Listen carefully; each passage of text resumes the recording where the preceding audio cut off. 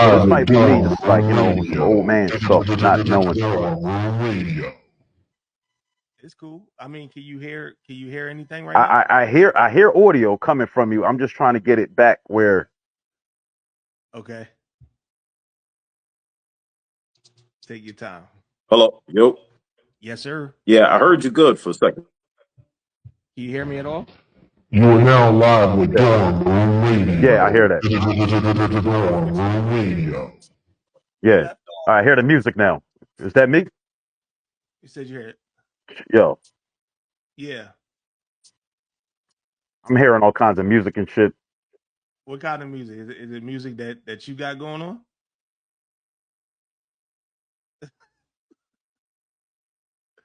Ghetto-ness on my part. You know what I mean? Music. All right, now I'm good. All right, you ready? We back on it?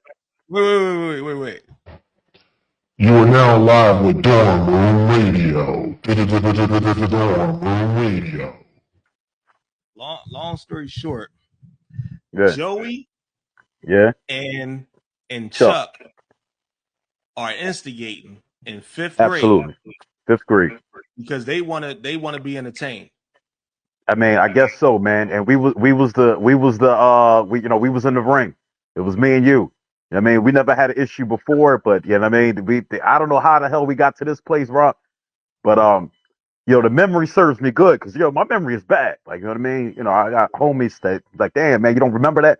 Like, I've forgotten a lot of things over the years. But but this, I didn't forget this. Yo, so what ended up happening, right? You swing.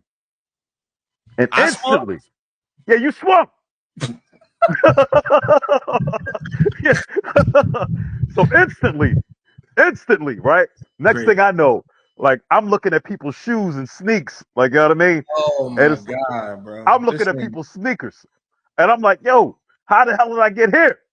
Yo, so whatever you hit me with, man, like the growth spurt started in the fist first, and that shit put me down, bro. And that was one of the few times in life that I think somebody hit me and I just hit the deck. So, I mean, my man Rob did that. Dorm Room Radio, huh? Oh. You know what I'm saying? Bro, little slugger. Call him little slugger. This is some bull. Yeah. You are now live with Dorm Room Radio. Yo, do you remember that or no? Like, do you remember that? Yeah, that's beautiful. That's nice. That's good. I'm glad I could refresh your memory on that, man. I would remember. Like, I know a few people that I put on the ground. And I remember a lot of them. So I'm glad I'm not in the memory bank. So you put me down, bro. And that was, and it humbled me. And then I remember Chuck, right? What was the funniest part? Chuck was like, then, y'all had a little riff, what I mean, at the time. And it was like, yo, this fifth grade. This is like some young boy stuff. This is just like, 'cause I ain't spoke to you in a little minute, But Chuck was like, yeah, if Sean would have got back up, it would have been courage. And I'm sitting there like nigga, like I had enough. He said, you want something to sue? I was like, no, man, that's between y'all now. I'm looking at this. He like, yeah, Sean would have got back up. Yo, that's the most insulting thing a person can say. If Sean would have got back up. If I would have got back up, yo, man, that shit is over. That's my friend. All right? Yo. Yeah. Bro. That's my homie, man. Yeah, no, that was just like a classic memory that I had, man. And, you always been cool. You supported the business over the years. And that's just something I wanted to bring up to see if you remember, because I remember that shit. Bro. Yeah, right. Bro, that's a different level of foolishness, man. Yeah. I'm not even gonna halfway lie to you. That was corny, right? Yeah, the whole scenario is corny. Yeah, you know what I'm saying. Which is probably why I blocked it out of my head. But don't never fret, because I have taken many L's before and after that. And no, it sounds like Joey and Chuck was on some BS. Yeah, you know how they was, man. Like, I mean, I done cut school, man. I done, that's they, what I mean, God is good. That's, great memories. You grow up with people, you hang out with people and be seasons and times. But they was who they was, and it was just a good memory. Because it's still like, to me, like, I mean, even Philly, like some of these kids I'd be meeting, like, yo, they never even been in fights before. They never even threw a punch. And it's like, yo, they instantly go into the gun. Like, you know what I mean? And it's just like, yeah, you won some, you lost some. But that's one thing about our city is that like, yo, we definitely is a fighting city. I done seen girls fight. Yeah, it You know what I mean? Yeah, yo. So we will square up and win or lose. And that even though we definitely the city of clappers and gun shooters too. But I think we always respected the fist and hand me a rumble, like let's do it like that. And that's an art that I think should never be lost. That if you can't talk your problems out, like if you got to rumble, rumble. You ain't got to roll on nobody. Square up, hand somebody a fair one, shut them up, get humbled, and move on. That's thorough to me. Yeah. Well, listen, bro. What's even thorougher is the fact that you can remind me and bring me back to my humble beginnings. Because when I tell you, I thoroughly try to detach myself from any of that person that I used to be a long time ago. Yeah. That was just annoying. But thank you for kicking Yeah, no that off. doubt. That is not no a doubt. funny story, but Oh, it it's funny is. as hell, man. No, it's funny because it's just like, yo, like, because, it got to be that. Because maturity is having those experiences.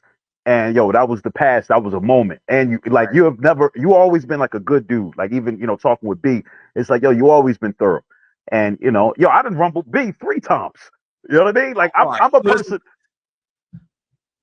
Yo, I rumble friends. Like, you know what I mean? Like, my closest friends, my closest friends, and that's another thing. Like, people be like, like yes men, and it's always going with the flow. I'm a dude that, like, I never had to really go with the flow. Like, if I had an issue with something, I would have, even as from a young age to now. Well, I'll do a lot of stuff dolo because it's like, yo, if I got an issue with something, I'll speak on it, I'll address it. So I lost a lot of friends being like that, but I kept a lot of real friends being like that too. You know what I mean? Yeah. Like, I I hear address you. stuff. I So, hear you, bro.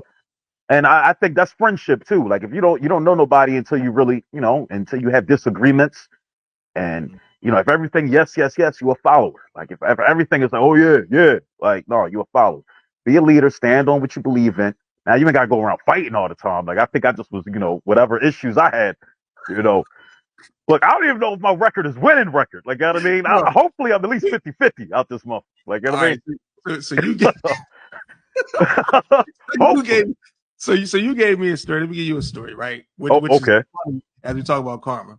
Yeah. So you might not remember, but my first encounter with you was I graduated college, I came home. Now I went to school, I started out going to school for business, you know what I'm saying? But then after being in a business program, I realized like I didn't need business. I needed social skills. I needed to be able to talk. I need marketing. I need graphics. I needed to know how to do what we're doing right now, right? So I transferred to mass communications, and I got into radio, web design, graphic design, X, Y, and Z. So I'm running my movie in college, feeling like, oh, it's about to go for me. Going back to the city, bro. Baby mama ended up pregnant. So everything that I thought I was about to do got tabled. I'm on 69th Street, and I tell and shout out to B Logic because he's always inspired me in a different way. You know what I'm saying? But when I ran into you, I didn't know he was a rapper. I didn't know you was a rapper. I didn't know nothing. You came up to me doing what you do. Yeah. And I'm like, yeah, give me both of those. 2 CDs, a Yeah. Twank, a Dub, whatever it was. I grabbed one of whatever you had on you. And I'm like, and there was a number on the back. I'm like, yo, this is ill. Now, mind you, somebody who's getting humbled by God, like, yo, you're a dad now. You could chalk that stage life up. I'm working at Renner Center making like $10 an hour. So you can imagine me giving you 20 that day. Yeah, no You doubt. don't know that 20. Yeah, no doubt, no doubt. Salute to that. Thank you too. You know what I'm saying? Thank you. So, yeah, no doubt. And I told Logic this all the time. Even, I was talking to him yesterday, just kind of like getting my mind right. Cause we run in the clubhouse tonight. If you get a chance, jump on. It's gonna be a good one. But just speaking to what you talked about, like how life comes full circle, because you inspired me that day without even knowing. You didn't know I was involved in media, and my journey was coming to a halt. I was on my way to a regular job. You know what I'm saying? And here you were, full of energy, full of life. And that kind of like, and I tell B all the time, what you guys have been able to do is a beautiful thing. Timeless masterpiece clothing, hats, videos. Congratulations. I see you got a daughter. I know I'm 11 years late. Yeah, thank you, fam. So start wherever you want to start, bro. Where is it? Go ahead. Yo, I mean that era, like even that, like that's pretty much like that. If we was in 6th and Elm Street, that was almost the beginning of it, because that was where we was playing with the CDs. I had went to Parkway. I know you went to Brook, and it was some brothers that was rapping there, and yo, and inspired. And this was the era with Master P, Puff. This was Death Row. Like we was seeing black CEOs, like record labels. You know what I mean? So I wasn't a rapper in the beginning. Like, you know, I know people that wrote rhymes. Like I might have wrote like 1 or 2 rhymes, never finished the whole 16. But, you know, hip hop was, you know, a predominant thing in my household. You know, my brother had like, you know, was the CD dude. My cousins had all the tapes. So hip hop, it's pictures of me growing up with the Kango hat, you know what I mean? And, you know, with the shirt off looking like a young LL. So it's a hip hop, you know, that's our culture. Like, you know, even, you know, when we grow up in our community, hip hop is only a reflection of us and our culture. So before the music, it was just us doing us. So the music, the reflection of it, it was like, yo, that was inspiring. So I wanted to be a CEO. That's what like inspired me to even start. So these brothers made a CD, and it was like, okay, I'm gonna start a record label. Like, you know what I mean, I'm gonna do it like, you know, Bad Boy. Because I mean, I'm gonna get artists, I'm gonna get money. Like, you know, I was just, you know, when you early in the game, you don't understand the full. You know what I mean? I was like, I'm gonna be all in the videos. Like, I'm pouring baby on bitches. Like, it's gonna be like the real deal. You know what I mean? yo, Puff life took a crazy turn, man. And it's like, God bless him. But he really, I even spoke about Puff in my book because that really inspired me to be a black CEO. You know what I mean?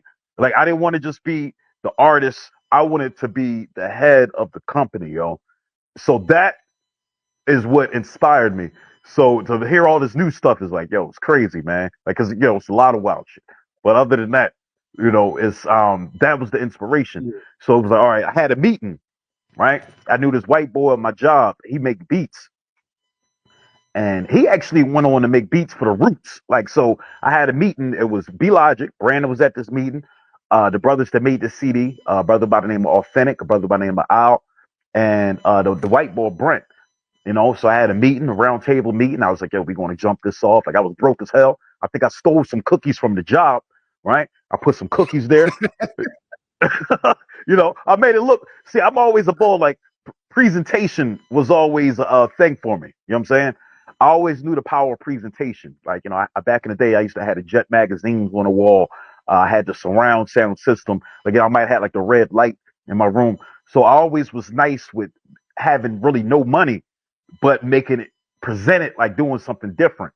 So even that, I think that's been the power till this day. The presentation, I just excelled with that. And you know, I had this table meeting, and it was like, "Yo, we're gonna start this record label." Now I didn't have no money. You know what I mean? Like, let me say that again. But I had ambition, and it was like, you know what I mean? It was like, "Yeah, we're gonna do this. We're gonna do this. We're gonna do that."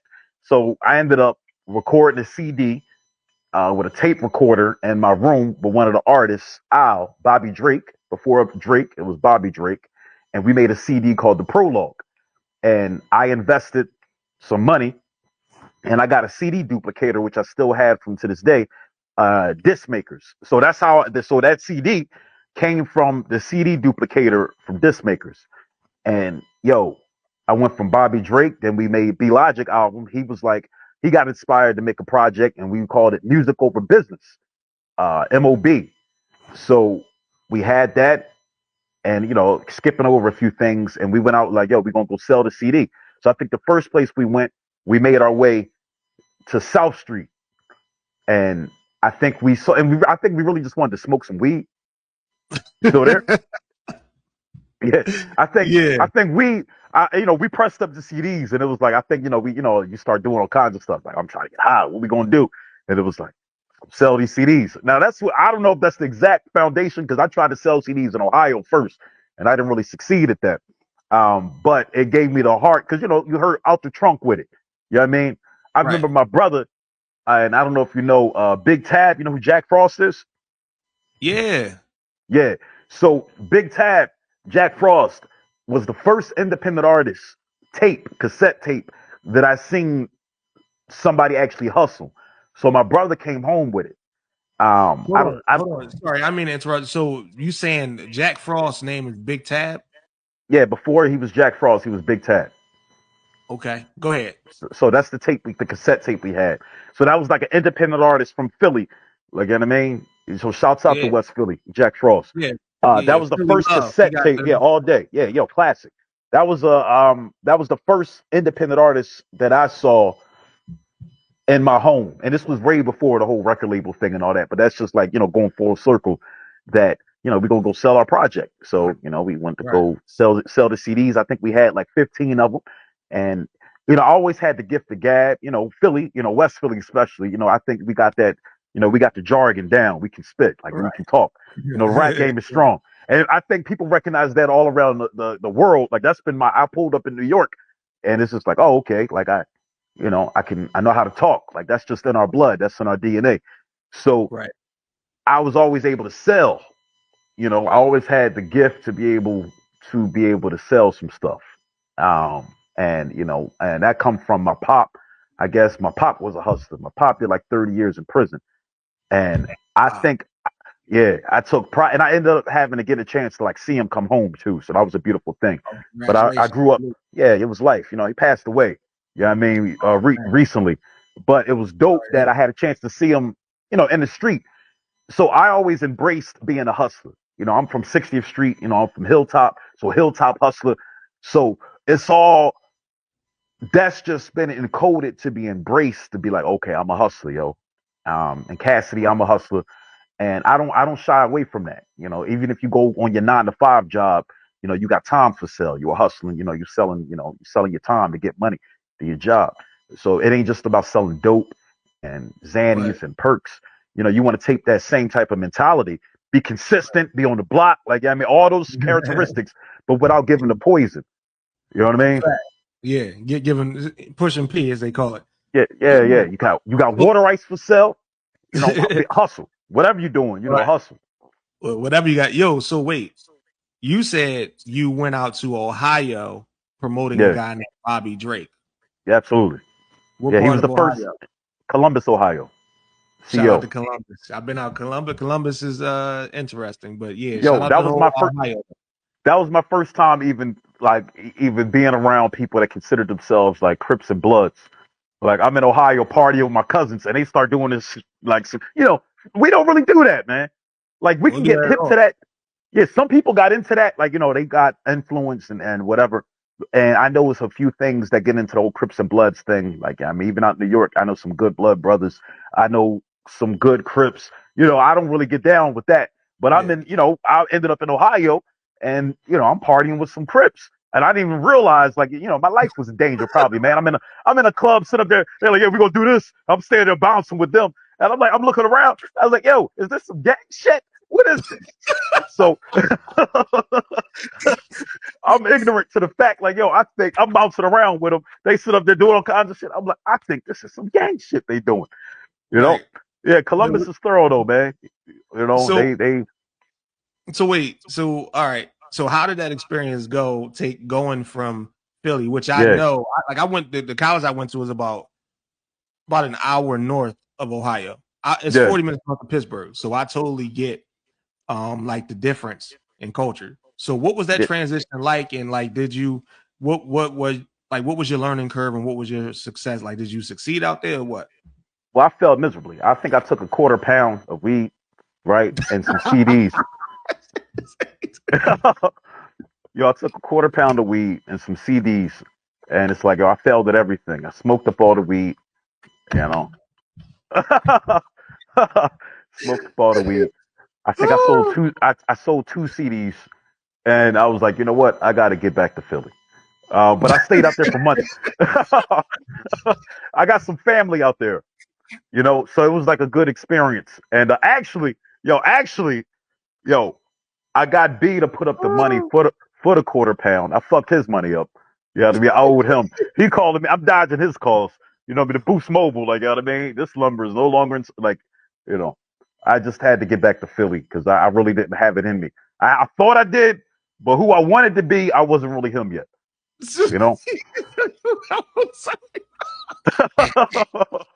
Yo. I'm only laughing because you laughing, Yeah, bro. So no, it's funny, man. Yo, I can recollect, like I mean, and it's just like, yo, man, I made some decisions in life. Like, the book, I didn't really tell him about the quarter pound, I think, in the book. I just told him about the CD. But I'm gonna tell my brother, yo, fuck that quarter pound all the way up. And owed me some money, right? And I had to get back to Philly, and we made it right. I ended up getting them that bread back. So that's why it was like, yo, the CD experience came from duplicating CDs. The first CD I pressed up was the brother Bobby Drake, the prologue. I believed in it, so I'm like, yeah, I'm gonna go out Ohio and I'm gonna sell these CDs, and I'm gonna just, yeah, everything, green. a series of, yeah, of all things. And I never tried before. I tried to even sell a CD in Philly, like I tried it in Ohio. It was just like a series of events, some stuff that went down. I actually, a lot of things happened to be like, you know what, I need to get out of Philadelphia and try to do things a little differently. So Oh, okay, I get I what you're saying. came back. Yeah, yeah. I mean, like, I made some bad decisions and shit. So it was like, yo, let me get out of Philly and get myself in a new experience. Um, my mother had passed away a few years prior to that. I was living with my brother on 60th Street still, and it's like, I wasn't, it was a time for really some maturity. So some people go to the service, some people got to go to prison. You know what I mean? Some people go to college. Yeah. I just had to get out, a change of environment. I went to Ohio, and my brothers live out there, my sisters out there. I got a whole bunch of nieces and nephews. So it Okay. was a great experience on that end. So you had motion out there. It wasn't like you just randomly Oh no, I wasn't chose. sleeping on benches and shit, like, selling CDs. It was like, I was, I attempted. But that experience came there. So I came back to Philly, and I still had the duplicator. I had all that stuff, and it was like, okay, that's when we pressed up the CD and we did the MOB CD, and we used Right. to go out 69th Street, South Street. That was our areas. I walked up and down West Philly. And prior before the CDs, just to kind of go back a little bit, um, I went to Philly. We had this thing called Live 8, right? And it Oh, was the, go ahead. was you there? Now I worked a lot. So finish your story. I'm gonna chime in when you go ahead. Yeah, no doubt. Yeah, so Live 8, we did, like, it was like, so the inspiration, it was like a group of stuff where it was so many people there. It was so dope that it was like, damn, yo, I want to do something like this. Like, man, I want to put together a show. Like, I was inspired. So in my mind, I was going to put together the show at Carroll Park, right? And it was going to be hundreds and thousands of people there. Like, and keep in mind, not having no money will slow you down in life, you know. But I had the motion, so I was like, all right, I'm gonna go out here and get 1,000 signatures. Nobody told me to do this, but this introduced me because really, I wasn't a dude that was always hanging outside. Like, I was outside, but I wasn't really outside. Like, it was people that was outside hustling weed and doing stuff. But Philly, I played video games, I played basketball, football, and I went in the house. I was a street light came on, like, my mom made sure, like, yo, get home. So I was home. I wasn't a dude that was always outside that much.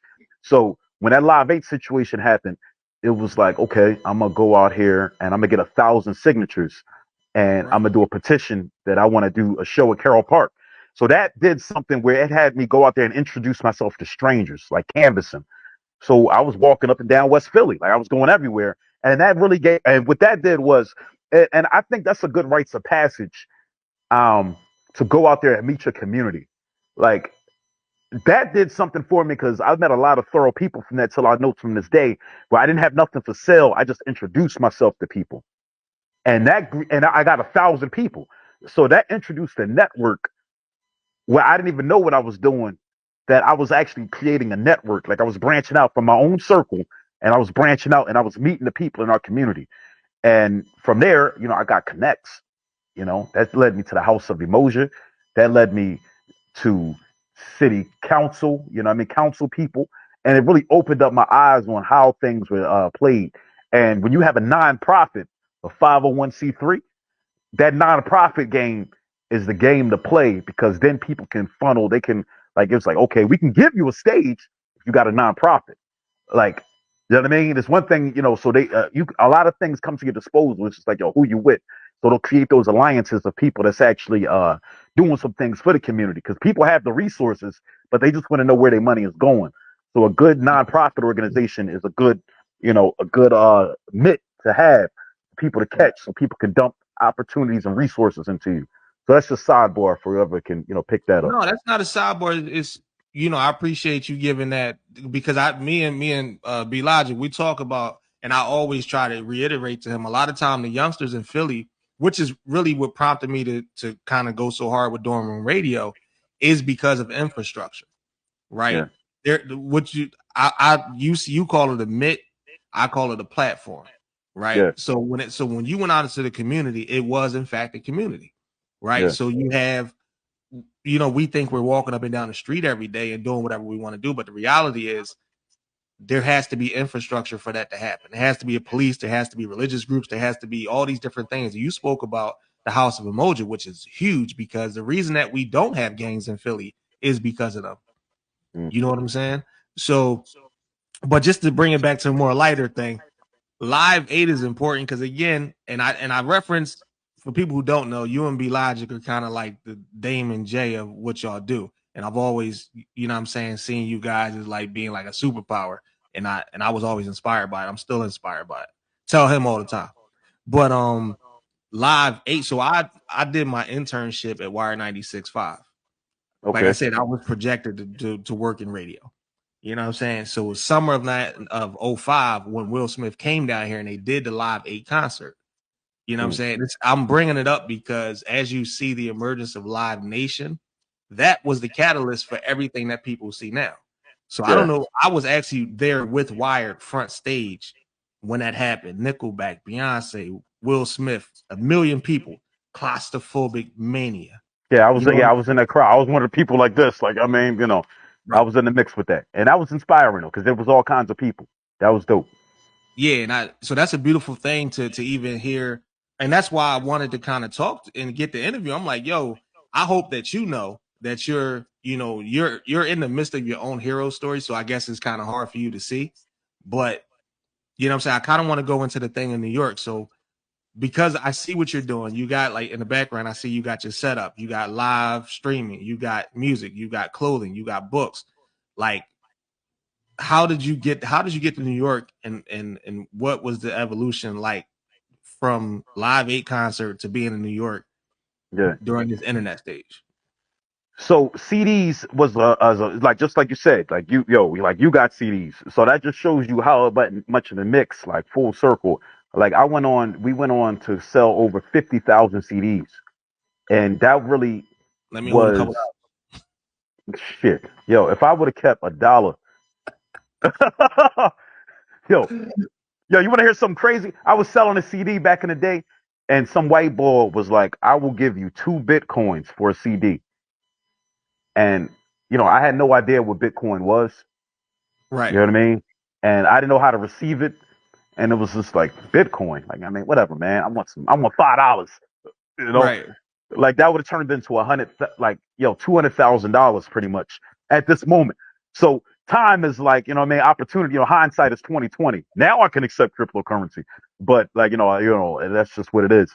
So CDs was like,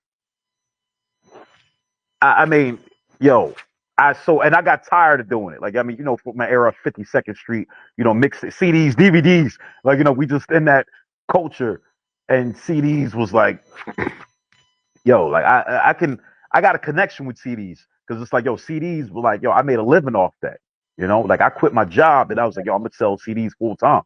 You quit your job? Yeah, I used to work, like 3 jobs. Like what happened to make you say, like, were you that inspired? Couldn't have been Puffy and the Baby Oil. It had to be like, what? This nigga Puff, man, that fucking Baby Oil. What happened? Like, what single event occurred that made you say, yo, honestly, fam, and this gonna sound cheesy, but people like you buying CDs from me, spending $20 with me. You know what I mean?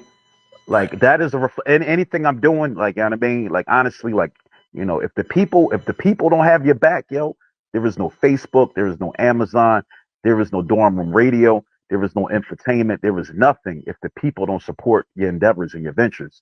So the people had my back, and I thank God, like, you know what I mean? I will not even take this lightly, the responsibility that I feel to represent the people. You know what I mean? Like, I represent 60th Street. I represent West Philly. I represent Philly. I represent melanated people on this Juneteenth. You know, I represent our ancestors. You represent that. So Fact. I'm proud to represent Black fathers. Like, I mean, there's a lot of things that I feel like, yo, I represent. I represent hip hop. You know what I mean? I represent Scorpios. I represent, like, you know, so I don't mind standing and being that representation. You know what I mean? Puppy Scorpio. Puppy's definitely a Scorpio. Yo, goddamn, Diddy. Yo, so it's like, yo, but you know, I'll walk with that, man, because it's like, yo, I'll do that, because it's like, yo, I thought I was off the hook, but hearing some of that shit, like, no, I'm not off the hook at all. You know what I mean? I just, you know, I want to do some regular freak nigga shit, like, you know what I mean? They in a whole other stratosphere. I've never been in that part of they doing stuff I couldn't even. I wish I would even heard in life. Like, goddamn, nigga, you did what? So, yeah, go ahead. Yeah, that's what he did, man. But it's like, yo, man, and that's really the CD era. Just really was over, right? So I had made this. This was the last CD I produced, Timeless Masterpiece. So from the success with Puff, oh shit, the success with B and doing everything, I created this album, Timeless Masterpiece, and it was like, yo, I was never the rapper, right? I was always the guy, the idea guy, and B is his own person, and I would be like, yo, man, we need to do this, we need to do that, we need to do this, and B would do some of the stuff, but it was like, yo, he was his own individual. So me, I wanted to take more control, and I was like, you know what? After having experience, I was like, you know what? I can make an album now. And one day I was out there selling CDs on Broad and Chestnut. That's a whole era. Like, I spent 10 years strong on Broad and Chestnut. Like, that was like, Salute. you know, the way I'm in New York, it was the way I was like, no internet. planted. No internet, feet on land. Yeah, absolutely. Like 10 toes, you know? And that's where, you know, I met the, you know, more people. I done met all kinds of people. My life. Like, I done told dude, you know, Jim Kenney, the mayor. Yeah. I'm the dude. I actually told him to run for mayor, right? Like, because I met him as a councilman. I got arrested one time. Light flex. Yo, like major flex. Because it's like, yo, because when I told him, I was like, yo, you need to run for mayor. He was like, no, I'm not going to do it. And I kept gassing him up, right? And, you know, I was, you know, like, you know, wrestling is a big part of my, you know, background story too. The showmanship of wrestling. Yeah, the showmanship of wrestling. You know what I mean? So I'd be like, the next mayor of Philadelphia, ladies and gentlemen, Jim Kenney. And he's like, yo, calm your Joe ass down. Like, you know, and whatever the white version of that, what would a white person say? Calm your Joe ass down. What would a white person say? Like, cool out, buddy. Yeah, cool it, buddy. You know, so it was something along those lines, but it was like, yo, it was definitely like, yo, chill. So after years of doing that, finally he was like, yo, like, I'm gonna run for mayor, man. And it was like, yeah. Then he did 2 terms. So I got pictures with him. I got him rocking the gear and all that, like, you know, wearing the hats. So, you know, but that experience, like I said, like, you know, when you go out there and actually meet the people and have solid foundation with people, that really builds your network.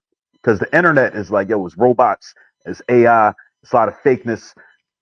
You get in front of real people, like, that lets you know, and because they can, you know, because I see you over here, like, you know, the wave vibration from our experience of knowing each other, like, I know who I'm talking to right now. But the people, when you meet them face to face, when you got the wolves over there, there's always wolves out too. You know what I mean? Right. Like, everybody's not pedestrians. You know what I mean? So, you know, it's some, you know, it's a lot of inner workings, you know, in the cities, it's everywhere. So with that, it was like, yo, I couldn't keep selling CDs. So I made this one last CD, Timeless Masterpiece, and I sold a couple thousand of these. And then it was like, yo, after a while, I felt like, you know, because it became like streaming, you know, like Spotify, iTunes, you know, YouTube. People was like, you got a CD? And it was like, they started laughing at me.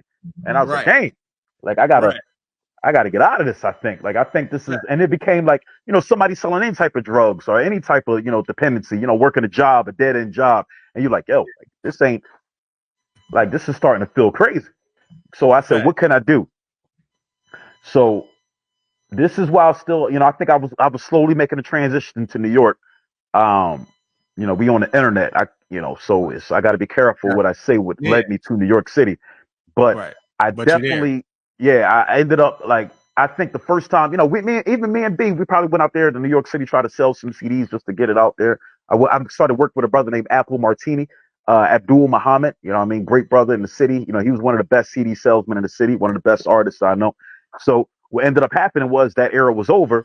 And honestly, I started to see like people with threes on their hat, right? And I'm like, who is that? Like, I mean, for years I would see it for like months or whatever. I would see people with threes on their hat, and then I realized that it was Chance the Rapper, and so there was an inspiration from Chance the Rapper to really move into hats.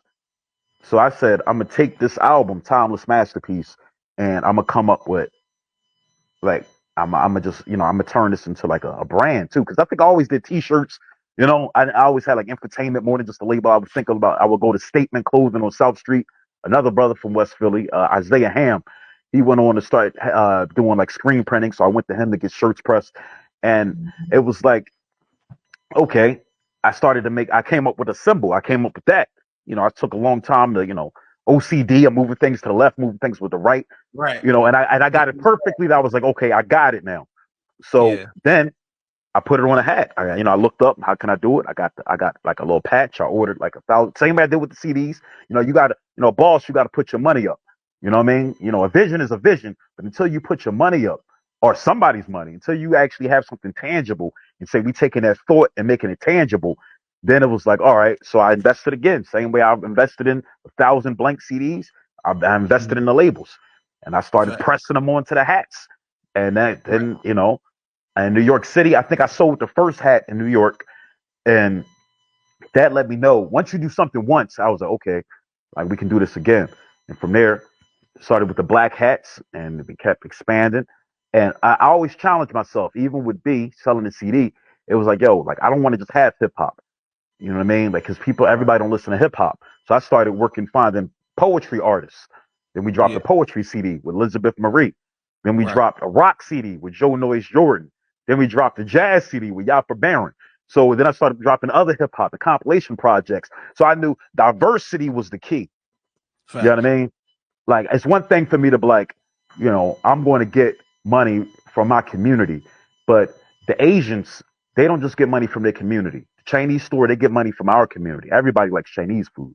So we want to, seriously, so we want to get into a market where it's not just like, yo, we only striving off our culture. We want to think internationally because they all love our culture anyway. So we should be in control of our stuff and, just figure it out, branch out and, learn how to bag up, then get money. DMX. Facts. So Deli. bag up, digging money. Facts. So you went from CDs. Yes, sir. You started out wanting to promote Bobby Drake. Right. Shout out to Bobby Drake. I don't know what he's doing, but them 2 CDs in Columbus, believe it or not, would probably led to over 50,000 here in Philly. Right. Absolutely. He a pioneer. Fact. So Timeless Masterpiece, right? The clothing brand. Let's talk about the clothing brand for a second. Okay. Why? And I'm asking you because I'm a fan of what you do. Did you get a chance to see the promo video I put up of you and your daughter? I thought that was ill. Absolutely. Yeah. Thank you, fan. Yeah. No doubt. Man, listen, that was easy content. Thank you for letting me post that. Yeah. So and anything. Yeah. So it was like I'm like, yo, because immediately what came to my brain is FUBU. That's exactly what I saw when I saw that. But it was iller because you from West Philly and I seen the journey, right? So the question I have for you is, why shouldn't I always challenge everybody a little bit, right? What is the unique quality? Why should I buy Timeless Masterpiece clothing over any other clothing brand? Well, first and foremost, right? Like, you know what I mean? Yo, I love what FUBU stood for us, by us, but that name was just trash. But we ain't gonna make no enemies today, bro. You out there in New York. So come on, man. Everybody know we support the movement, but that FB, that it just wasn't. It could have been. It was it. They did it, but it's just like it was hard to embrace FUBU. Like it just don't even when you say it, it's like FUBU. It make you scrounge up your face. For us, by us is dope. The meaning the foundation. Like I would get some FUBU and rock it, but it's just like, yo, it just wasn't the. So even Carl Kanai sound fly. You know what I mean, Dapper Dan sound fly. You know what I mean, Sean John sound fly. Like Fat Woo-wear, Farm, Rockaware. yeah, Woo-wear, like Rockaware, Fat Farm, you know. But it still was what the movement is what we embrace. But Timeless Masterpiece, our name is just better, yo. Honestly, like the hustle, whatever it means and all that. Like when you say timeless masterpiece, that DNA is a timeless. God is a timeless masterpiece. It's outside of just my own ego saying I'm a timeless masterpiece. No, I'm a part of a timeless masterpiece. So it's much bigger. And my album, if you listen to the album, Spotify, you know what I mean, iTunes, that's why you want to wear it. What the hell am I even representing? What am I even saying to the people? You know what I mean? I didn't sell dope and crack to my people to come up on top. You know what I mean? I didn't, I didn't do it. Even though I got the strain. I am going to listen. I got time. Listen, all right, chill. I do got Timeless Express coming soon. It's a limited edition. All right. Wait, are you out there? You ain't out there getting high off your own supply like you did in Ohio. No, I'm done. No, I'm took it a year. No monkeys and bananas, yo. I'm not doing like I actually took a year. Like I made a vow to God that I ain't smoking no weed for a year. But we are going to have the Timeless Express. All right. Like I mean, on the low. I mean, this ain't for everybody, no, but we're going to have some Timeless Express. It's a mixture of sour diesel. I think it's like something else in it. All right, keep it on the low. My man on Boston, Denner Trees, will be growing it. It's coming soon. We on the internet. Ain't no people on the low. You whispering. Keep that shit on the low. Keep that shit on the low. But we got the Timeless Express coming real soon. All right. All right. Fact. Yeah, man. Yeah. So but I didn't really, I didn't want to give my people poison to come up. And that's what I think the foundation of what we represented is why it's dope, because it's like, yo, the ambition. It's just dope, man. Sometimes, like, fam, like outside of myself, like ego is a mother, right? I'm proud of myself for just being like, even what you doing, sticking with an idea. That's commendable, And I like, if I don't make millions of dollars, I am proud that I had a vision and I didn't give up on it. You know what I mean? And ultimately, I feel like I won in life. Like I'm gonna keep going higher. I'm gonna keep doing it. But if you sticking with something and you ain't giving up on it, I don't give a damn. Like we love that Rocky story. Like you know what I mean? I don't give a fuck if you getting back up and your eyes is, you know what I mean? You got the knot, like you know what I mean? Yeah, you looking crazy out there. But if you get back up, fam, even if you lost, if you give it all you got, yo, I think everybody love that. So yeah, you know what I mean? I'm okay. I'm okay with you. Ain't got to win the war all the time. You ain't gotta come out with the W. But if you fight, people will respect the fight. And I'm here to just continue to represent that. And I keep saying Juneteenth because it's like I got a whole nother view on that. But my ancestors that went through so much more to fight. Like I stand in the middle of Philly, stand in New York City, and nobody's saying nigger. Like they're not disrespecting me. I'm not getting things thrown at me. And once upon a time, if a black man was standing in the middle of any of these cities, he would have been disrespected. So I am standing on the shoulders of greatness to even be able to stand as bold as I stand before the world. So shouts out to the ancestors that did it before me, that allowed us to be able to have these platforms and project and represent. And shout out to you. Like I tell B Logic all the time, I had to put myself on pause for 20 years.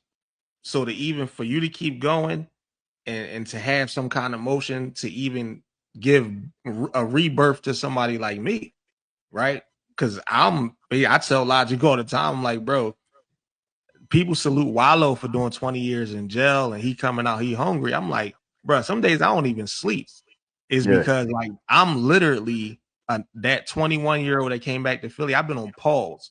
I've been like in timeout watching the whole world had their opportunity. So for me, I totally understand. I appreciate you for even still having that kind of motion to give life to somebody like me, even 20 years later.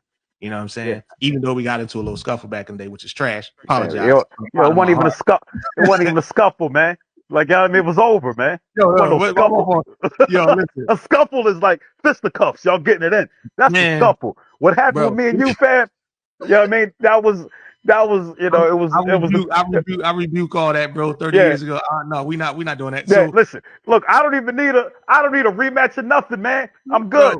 God bless Thomas you. Masterpiece Clothing, thomasmasterpiece.net. Yes, sir. Hats. .com.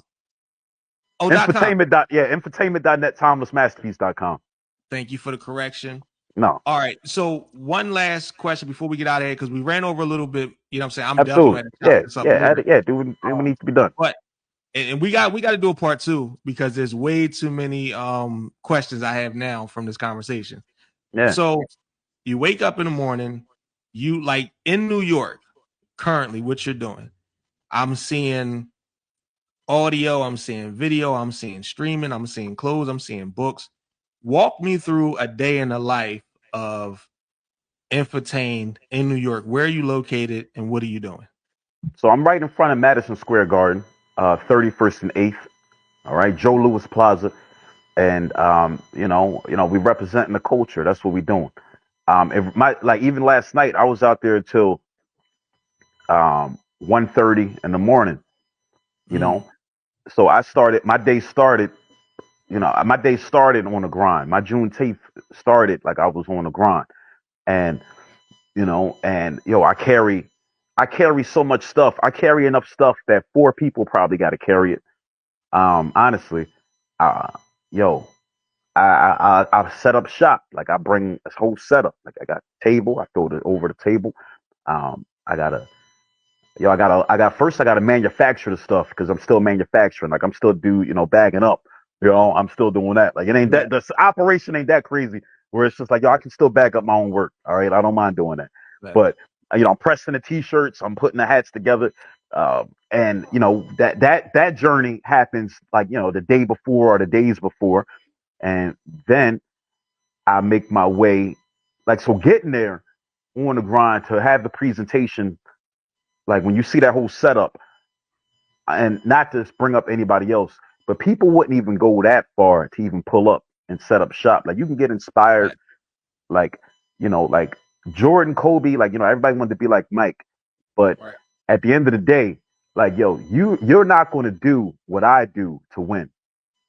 And you're not gonna make that sacrifice. Yeah, a person just not like they're gonna be like, my they back hurt, they feet hurt. Like I don't take lunch breaks. Yeah, you're gonna fold. And if you don't, I encourage anybody, because it's only gonna be better for the world if you don't fold. You know what I mean? But you're not gonna stand up for 15 hours a day on your feet. Like, you're not gonna lug all the stuff to even get there. And if you do get there, the wolves might eat you. Like, you know what I mean? Then it's police that, it might want to test you just to see, where your mind is at. They just want to see, what it is. And I don't really have that problem too often. But, there's a combination of things. People want to, then you get there's crackheads, dope fiends, it's a lot of love, but there's also things that try to stop you from succeeding. So you have to be able to, really, you got to be blessed. You got to have some godliness with you, because I wouldn't have made it this far without standing on that foundation of God. And I sit up here and I talk a little trash. I might curse a little bit. I might do a little, I may take some Henny shots. I might do all kinds of stuff. But at the end of the day, strands of timeless cannabis. But I'm gonna still yeah. Keep that shit on the low. That Timeless Express is real limited. It's coming soon. But yeah, man, we're gonna do that. And it's just like, man, like anybody, people got problems with Big Macs. So you can anything used too much, can be good. You could be in the gym all day neglecting like your whole family. Like, I'm in the gym. That's all you're doing. You want some vanity stuff now. You're not even worried about nothing else. So everything has to be balanced. So if you want to do anything, be balanced. Alcohol is okay as long as you're not ruining your life with alcohol. Marijuana, cannabis is okay as long as you're not ruining your life. Big Macs is okay as long as you're not going to town, eat like 4 of them shits a day. So everything, everything in moderation and balance, and that's up to each man to balance his life accordingly. And because that Timeless Express is gonna be fire. All right. So what can we? Is it sativa? Is it indica? Like, am I gonna be sleepy? Am I gonna relax? It's a hybrid coming, man. My brother from Denner Trees, he's the grower. They did it, and we've been talking about doing it for years. And it happened to be on a time where I'm taking a break from marijuana. So it is legal Beautiful. You know, we did everything the legal route. Like everything is like, done. It's going to be in a couple dispensaries. You know what I mean? And it's going to be nice. You know what I mean? You know, we're doing everything proper, and you know, everything is by the book. All right, and you know, we doing it the right way. But God is good, man. And I say that because it's just like, you know, I'm having fun with it. I'm joking around, but you know, the day in the life is really the sacrifice, and then it's the responsibility because it's like outside of making the money. It's like, yo, what am I saying to the people? How am I treating the people? So I give more than I receive, and I'm definitely here to give some inspiration. You know, encourage fiends to stop, you know what I mean, smoking, you know what I mean, K2, you know, encourage people to get their housing. You know, did you get your ID? Like the community has to hold each other responsible. And whether that's, you know, the community is abroad too, you know, like it's us as a community. So it's not just, you know, I got a responsibility for 6th Street, West Philly to represent that, but then there's a community abroad, and it's a community of all kinds of people, humanity, that's the community. So there's the responsibility that comes with it, but the day in the life is really like, yo, getting there, setting up, which is a whole nother thing because I got OCD. I be moving things like, you know, everything got to be perfect, and then, you know, while I'm working, and then I got to stand there, and then I got to introduce it. If I get on some ego trip, if I keep thinking like, yo, I'm entertained, y'all motherfuckers should be walking up to me, you got what I mean? You know, you know, if I think like that, I'll be broke as hell. You know what I mean? So every day I gotta humble myself and introduce myself. Like, yo, like, yeah, this what we doing. You know, stay humble. And I introduce myself to the people. Some people know already. Some people said, "Damn, I seen you for years." I made a sale to somebody that seen me. This dude, man, he walking around smoking a cigar all the time, and he fucking big shot. This guy. And I finally sold him a book, and it took about 10 years to finally get him to buy something. And yo, I do a lot of. I'll play somebody card too. You know, um, like I'll put my cards on the table, right? That's why I brought up the fight. I brought up certain things. Like I don't mind putting my cards on the table. So if you want to be some type of big shot, like I will see, because like really my ego, I can be, you know, I'm not better than nobody. I'm the man, but I'm not better than nobody. Right. So with that understanding, nobody can dare act like they better than me. I don't give a fuck who you are. Donald Trump, like I mean, you know, anybody, nobody, no individual, because all of us are under, you know what I mean, the same umbrella. So ultimately, we all go through the same heart issues. We all succumb to the same cancers. We all come to the same, you know what I mean, gun violence, all kinds of stuff. You know what I mean? Anybody can get it. I can get it. Anything can happen. So with that understanding, there is no, you know, some of us do different things, but ain't nobody better than nobody. And with that understanding, it allows me to really, I think, stand before the people and be treated the right way, because the people treat me right because I treat the people right. So, you know, you reap what you sow. Right. So I'm sitting up there, I'm pitching, and, you know, I might DJ, I might spin some music, you know, I might, you know, represent. You know, I got the Philly tattoo on my arm. And one of my biggest problems is I keep letting everybody know I'm from Philly all the time. You know, Why Philly people always, that's what we yo, do, bro. yeah, we always gotta let everybody know we're from Philly all the time, man. And I've messed up. I've blown cells. Like at the Knicks game. I'm like, yo, keep in mind, I'm out here with y'all, but you know, I'm from Philly. They're like, I'll get the fuck out of here. Like, you know, I have blown opportunities by being so proud to be from Philly, and I'll continue to do that. But it's just like, yo, man, it's the problem is like sometimes you just gotta be like who you are and not just like, but that's who we are, and I take pride in that. Like, I mean, you got the Philly T hat on right now, like, you know, so that's, and we take pride in that at all times, right? So like, I got the shit tatted on me. I was at the Eagles parade, like, you know, but my daughter out there, you know, we out there celebrating. So, you know, it's definitely going to be that pride that comes with being from the city of Philly, and I take pride in doing that, and you know, being, you know, representing the elements of hip hop. Shouts out to the Bronx too. Shouts out to New York City. Shouts out to Baltimore, DC. I can shout Ghana. Like I can go on. Shouts out to us, and us is abroad, because, you know, it's that at the end of the day. On this beautiful Juneteenth. So sidebar question though, what kind of blanks do you print on? Like as far as your shirt?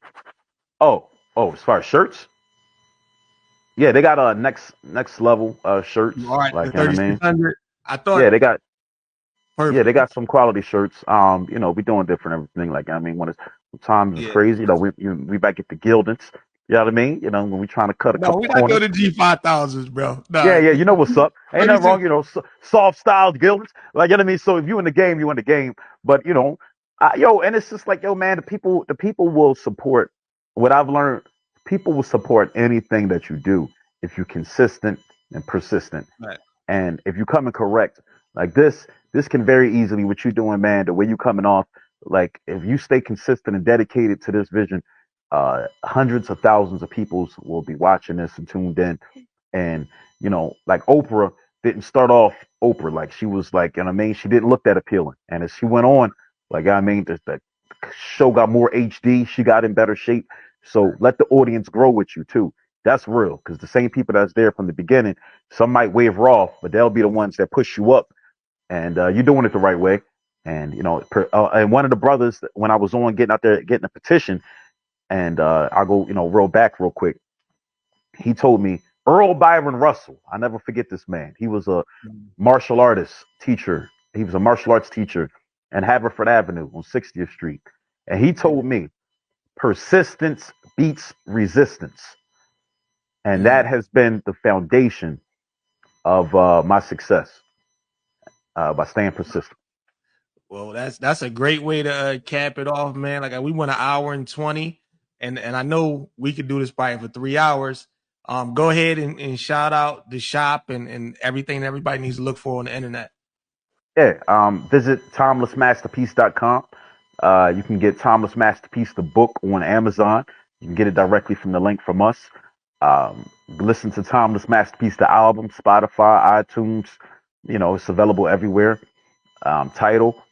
And, you know, yo, and not just me. Yo, I may get some oils from the Muslim brothers. Get some jerk chicken platters. You know what I mean? Listen to Dorm Room Radio. You know what I mean? You know, and support the culture because, you know, if we supply, especially when we come in correct with it, we are responsible to empower and encourage that. So, yeah, support what I'm doing, but support what we doing. My man, 100%. Well, I appreciate you, Infitane. You know what I'm saying? You the man. There's really nothing else to be said. Listen, I'm gonna say this. And support that Timeless Express. You gotta come in some piff. If you like piff, all right. If you like piff, get some of this Timeless Express. It's like, no, your name, my man Rob. You know what I mean? Dorm Room Radio. We out of here. You are West now Philly live with stand up. Dorm Room Radio. Dorm Room Radio.